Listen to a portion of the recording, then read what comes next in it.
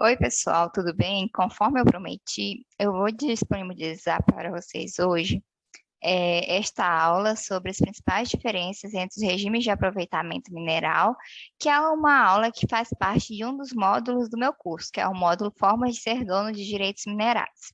Para vocês entenderem melhor, a Constituição ela prevê 5 regimes de aproveitamento mineral, que são esses que estão na tela, que é o monopólio, a autorização de pesquisa, a concessão de lavra, o registro de licenciamento mineral ou registro de licença e a permissão de lavra garimpeira, conhecida como PLG.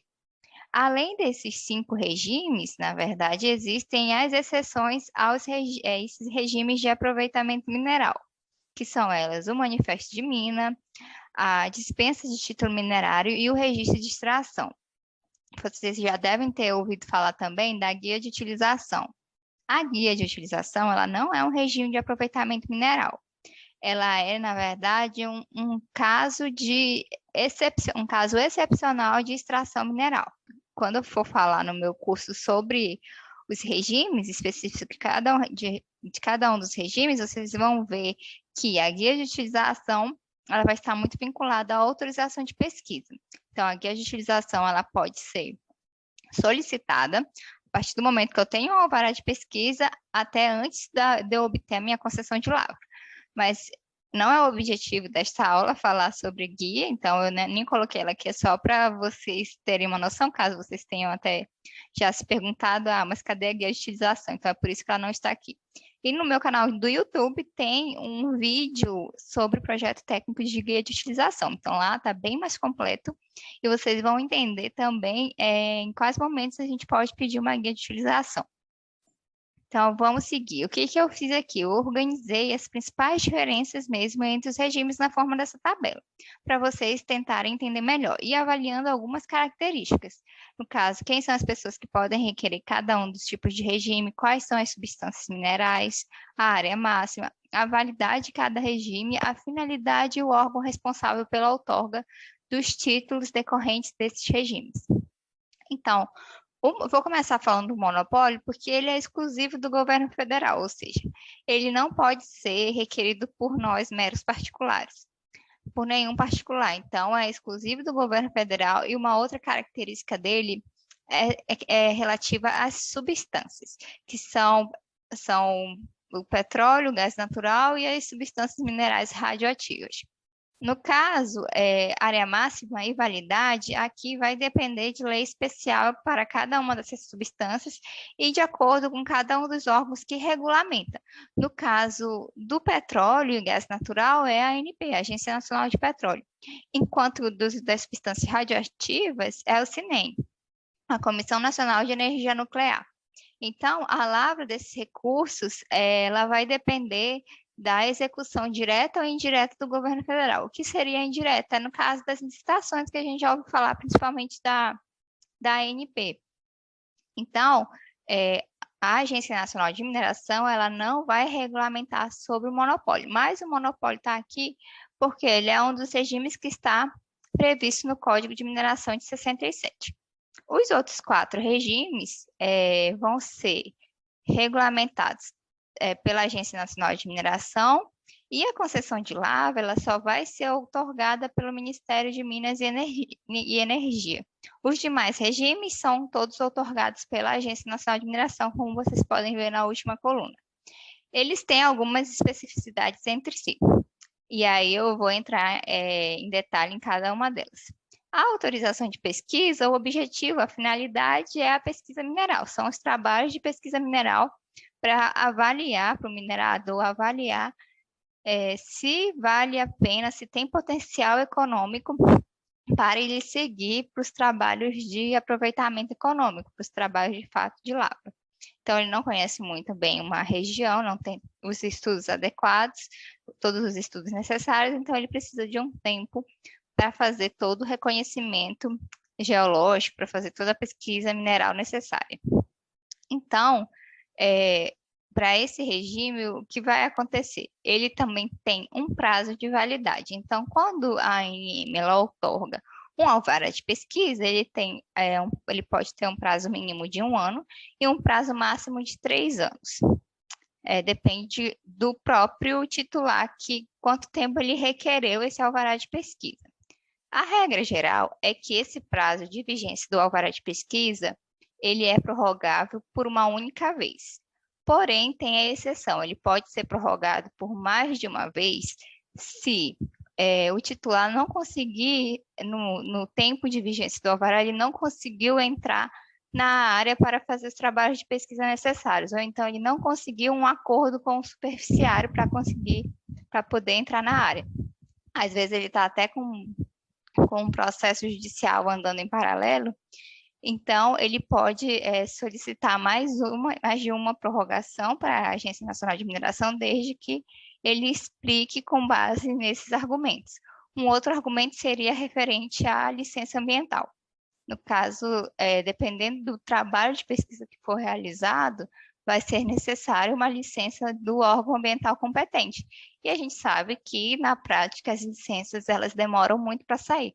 Por mais que seja só uma licença de pesquisa, às vezes envolve supressão, envolve muitos fatores, que o tempo não condiz com o tempo de vigência do alvará de pesquisa. Então, isso também pode ser uma justificativa para pedir a prorrogação. Nesse caso, vocês poderiam apresentar, por exemplo, o histórico de tramitação do pedido de licença no órgão ambiental. E eu não falei ainda de substância e área máxima, porque a gente vai falar agora. Vocês estão vendo que elas estão vinculadas às mesmas substâncias e as áreas máximas são as mesmas da autorização de pesquisa e concessão de lavra, porque praticamente esses regimes eles caminham juntos. A autorização de pesquisa, o objetivo dela é eu apresentar um relatório de pesquisa final para a Agência Nacional de Mineração e entrar com um pedido de lavra na sequência. Então, esses dois regimes, eles vão caminhar juntos. Então, para esses dois regimes, ele abrange quase todas as substâncias minerais, exceto as substâncias do monopólio, que são o petróleo, gás natural e as substâncias minerais radioativas. Quanto ao tamanho de áreas máximas, essas áreas máximas é referente ao tamanho total da poligonal que pode ser requerida. Não sei se vocês conhecem, o sistema de consulta da ANM, que é o SIGMAI ou SIGMINI, depende de como cada um fala de um jeito diferente. Lá mostra vários desenhos de várias poligonais em todo o Brasil. Então, quando a gente vai requerer, tem que tomar cuidado com a substância se ela está respeitando o que está vigente de áreas máximas na portaria 155 de 2016. Então, para autorização de pesquisa e concessão de lavra, tem esses limites de hectares de acordo com substâncias. Então, 2.000 hectares são para minerais, para substâncias minerais metálicas, para fertilizantes, carvão, diamante, rochas, betuminosas e perobetuminosas, turfo e salgema. 50 hectares são para substâncias de uso imediato na construção civil, água mineral, areias para fins industriais, feldspato, gemas, exceto o diamante, a mica, a argila para cerâmica, os calcários para correção de solo na agricultura, enfim. Para até 1.000 hectares entram as rochas ornamentais e demais substâncias. E tem uma exceção para as áreas dentro da Amazônia Legal. Para algumas substâncias, por exemplo, as substâncias minerais metálicas, os fertilizantes, o carvão, o diamante, as rochas betuminosas, perobetuminosas, a turfo, salgema e o caulin, dentro da Amazônia Legal, pode ser requerido até 10.000 hectares. Fora da Amazônia Legal, vai ter que respeitar esses 2.000 hectares aqui dessas substâncias. E lembrando que o que não está muito claro aqui nesses 2.000, nesses 50 hectares e nos 10.000, eles vão entrar aqui nesses 1.000 hectares, que está escrito aqui, e demais substâncias. Então, se atentem para isso quando vocês forem fazer um requerimento, de acordo com o regime, claro. Então, outra vantagem também da concessão de lavra, comparando aqui, a gente viu que substância mineral e áreas máximas são parecidas, autorização de pesquisa e concessão de lavra, porém, a gente tem uma diferença aqui em termos da validade. Por quê? Na verdade, se for comparar, todos esses 4 regimes, eles têm um prazo de validade, com exceção da concessão de lavra, porque a concessão de lavra, o prazo de validade dela é até a exaustão da jazida. Por quê? Pensa comigo. Na prática, a mineração é um investimento de altíssimo risco. E você vai lá e investe milhões numa pesquisa mineral sem saber se de fato ali tem uma jazida com potencial para aproveitamento econômico para virar uma área de lavra. Então, a segurança jurídica da concessão de lavra para o minerador está nesse fato de a concessão não ter um prazo de validade, que ele pode aproveitar aquele bem mineral e fazer também o uso do lucro desse bem para ele.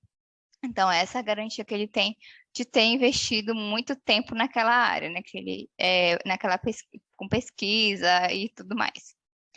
Então, as grandes diferenças aqui entre a pesquisa e a concessão, a pesquisa é um passo inicial. A pesquisa a finalidade é conhecer melhor a área. E a concessão de lavra já é, de fato, lavrar para a venda, né? Para o aproveitamento econômico daquele minério. E aqui, entre registro de licenciamento mineral e permissão de lavra garimpeira, a gente tem algumas pequenas diferenças também. Esses dois regimes aqui são regimes que você já pode chegar e extrair. Não precisam de realização prévia de trabalho de pesquisa. O que acontece nesses dois regimes? Já posso chegar a extrair desde que eu respeite as substâncias minerais de cada um deles e o tamanho das áreas máximas. Por exemplo, registro de licenciamento mineral é somente para substâncias de uso imediato na construção civil. Aí, a norma especificam quais seriam essas substâncias, por exemplo, argila, areia, seixo, saibras, rochas ornamentais de revestimentos, calcários para corretivo de solo, carbonato de cálcio e magnésio, respeitando uma área máxima de 50 hectares. Para a permissão de lavra garimpeira, é exclusivo para minerais garimpáveis. Aí, alguns exemplos seriam o ouro, a casterito, diamante, a tantalito, etc. Os minerais que ocorrem de forma secundária. E a área máxima permitida para a PLG depende de alguns fatores, não é definida igual o registro de licenciamento. Ela pode ser de 50 hectares, se a permissão de lavra garimpeira for requerida por uma pessoa física ou um microempreendedor. Ela pode ser até de 10 mil hectares. De novo, entra aqui a questão de áreas na Amazônia Legal, desde que seja requerido por cooperativas de garimpeiros. Em outras regiões do país, as cooperativas de garimpeiros elas podem requerer até 1.000 hectares de área total. E os dois regimes eles têm prazo de validade. A PLG, o prazo é fixo de 5 anos, e ele é um prazo que esse prazo de validade ele pode ser sucessivamente prorrogado, de acordo, é claro, com as normas vigentes, se o titular ele cumprir todas as obrigações necessárias para esse pedido de prorrogação. A mesma coisa com o registro de licenciamento mineral, ele pode ser prorrogado por sucessivas vezes, só que esse prazo de validade dele vai depender do menor prazo entre os dois documentos, que seriam a licença específica ou licença municipal, ou da autorização do superficiário ou documento correspondente. No caso, se o titular do registro de licenciamento ele não for o mesmo titular da superfície, ele vai precisar de uma autorização desse titular. E às vezes esse titular é o próprio governo. Então, dependendo de quem for, ou um terceiro particular, dependendo de quem for esse superficiário, vai ter um documento específico para isso. Então, dependendo de qual documento vencer primeiro, às vezes essa autorização do superficiário nem tem prazo de validade, ou então o próprio dono da terra é a pessoa que está requerendo o registro de licença. Seria uma declaração dizendo que o superficiário é o mesmo dono do direito minerário, e aí não consideraria como prazo de validade. Consideraria, neste caso, só a licença específica. Então, o prazo do registro de licença ficaria amarrado à licença específica. Mas tem que analisar cada um dos casos. E eu acho que são essas as características principais entre os dois regimes. No caso da PLG, eu falei que tanto a PLG quanto o registro de licença, eles independem de trabalhos prévios de pesquisa.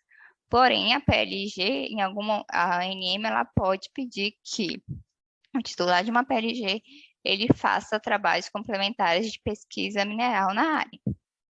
Outra coisa interessante aqui da tabela que eu deixei para o final foi a questão de quem são as pessoas que podem requerer para cada um dos regimes. No caso da autorização de pesquisa, ela é possível ser requerida por pessoa física brasileiro ou pessoa jurídica, sociedade empresarial brasileira. No caso, pode ser com capital estrangeiro, mas desde constituída de acordo com as leis do Brasil. E cooperativas. Mas vocês percebam que a concessão de lavra, ela só pode ser requerida por pessoa jurídica, no caso, sociedade brasileira, microempreendedor individual e cooperativas. Por quê? E aqui a gente tem um problema até um pouco recorrente. Às vezes, a pessoa que requereu uma autorização de pesquisa é uma pessoa física, mas na hora que ela vai fazer lá o pedido dela de lavra, ela vai ter que se transformar numa pessoa jurídica. Ela pode se transformar num microempreendedor individual ou numa sociedade brasileira, ou até numa cooperativa, dependendo do caso. Então, nesses casos, ela pode, sei lá, fazer uma cessão, uma transferência de direitos minerários para essa pessoa jurídica que será criada e que ela vai precisar para requerer a concessão de lavra. Deu para entender aqui essas pequenas diferenças? Para registro de licenciamento mineral e permissão de lavra garimpeira, aqui também a gente tem algumas características de quem pode requerer. Pessoa física pode requerer ambos os regimes, porém, pessoa jurídica, pessoa jurídica, sociedade brasileira, Sociedade Empresarial Brasileira não pode requerer PLG, mas pode requerer licenciamento mineral. Então, o único regime que a pessoa jurídica não entra é na PLG. A pessoa física, o único regime que ela não pode requerer é na concessão de lavra. O microempreendedor individual, ele pode acontecer em todos os regimes, assim como a cooperativa. Só que na permissão de lavra garimpeira é exclusiva para a cooperativa de garimpeiros, porque foi um regime criado para atender os garimpeiros, a atividade de garimpo no Brasil. Então, a PLG ela é muito específica mesmo para a atividade garimpeira. Então, são essas as principais características desses 4 regimes. Igual eu falei, todos eles são regulamentados pela Agência Nacional de Mineração, porém a concessão de lavra é a única que é outorgada pelo Ministério de Minas e Energia. Quando eu falei de áreas máximas, quando a gente pressupõe que uma área está livre. E aí a gente vai entrar com um desses requerimentos, criar uma poligonal dentro dessa área livre, respeitando essas áreas máximas, de acordo com a substância, de acordo com a zona dentro do Brasil e etc. O que acontece? O único regime que a gente pode requerer dentro de área que já tem outro regime, que a gente chama de áreas oneradas, que áreas que já tem um outro título minerário, é a permissão de lavra garimpeira. Ela pode ser requerida dentro de concessão de lavra e manifesto de mina, desde que o titular do manifesto de mina, da concessão de lavra, eles permitam, por escrito de preferência, que esse titular da permissão de lavra garimpeira ele possa fazer um aproveitamento da substância mineral dentro daquela área que já existe um título de lavra. E aí a ANM também vai analisar se isso é viável ou não. Então, é o único regime que a gente consegue solicitar dentro de área onerada. O outro que não é um regime, que é uma exceção ao regime, é o registro de extração. Mas nesse caso eu não vou falar muito dele não, mas a gente também pode requerer registro de extração dentro de áreas oneradas. O registro de extração ele não é para o particular também. Ele é para órgãos da administração pública em todas as esferas, federal, estadual, municipal. No meu curso eu falo mais um pouco sobre essas exceções aos regimes e mais detalhadamente sobre cada um dos regimes. Eu vou falar sobre as obrigações também dos regimes, sobre com as formas de extinção de cada um desses regimes. Então, aqui é para vocês terem uma ideia mesmo das principais características, e esse quadro é bem interessante porque às vezes a gente fica meio perdido, quem é que pode requerer o quê? Quais são as áreas máximas, quais são as substâncias, prazo de validade, o que eu posso oferecer para o meu cliente, por exemplo, né? Às vezes o cliente chega com a gente só com uma coordenada e não sabe direito o que que ele pode fazer com aquilo. Então, o nosso trabalho como profissional é orientá-lo para tentar identificar, pegar o objetivo dele e associar a um desses regimes de aproveitamento mineral. Eu espero que vocês tenham gostado da minha didática e fiquem atentos que em breve eu vou fazer o lançamento do curso e eu conto com vocês como os meus próximos alunos, tá bom? Até mais!